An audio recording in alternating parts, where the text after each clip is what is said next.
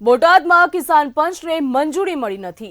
મહત્વનું કહી શકાય, બોટાદ ખાતે કિસાન પંચાયતને મંજૂરી મળી નથી।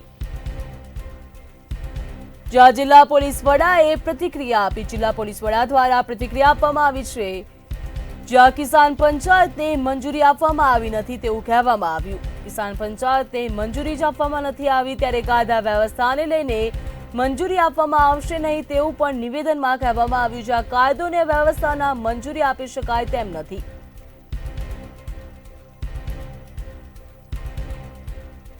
જ્યાં કોઈ પણ વ્યક્તિએ અહીં ભેગા થવાનું એ ગેરકાયદેસર છે। કોઈ પણ વ્યક્તિ અહીંયા ભેગું થશે તે ગેરકાયદેસર કહેવાશે। કોઈ પણ વ્યક્તિ અહીં ભેગા થશે તો તેની ઉપર કાર્યવાહી કરવામાં આવશે તેવું પણ કહેવામાં આવ્યું। એસપી 4 ડીવાયએસપી 15 પીઆઈ 25 પીએસઆઈ સુરક્ષા માટે તૈનાત કરવામાં આવ્યા છે।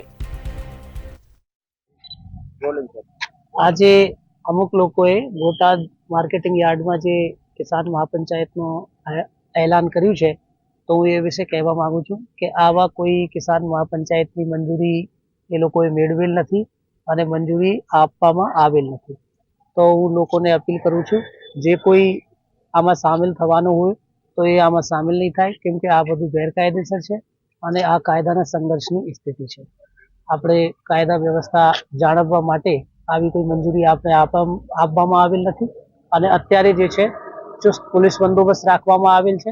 એટલે કોઈ પણ માણસ મારો કહેવાનો છે કે આમાં સામેલ નહીં થાય, આમાં આવે નહીં તો એમને સામે કડક કાર્યવાહી કાયદેસરની કરવામાં આવશે।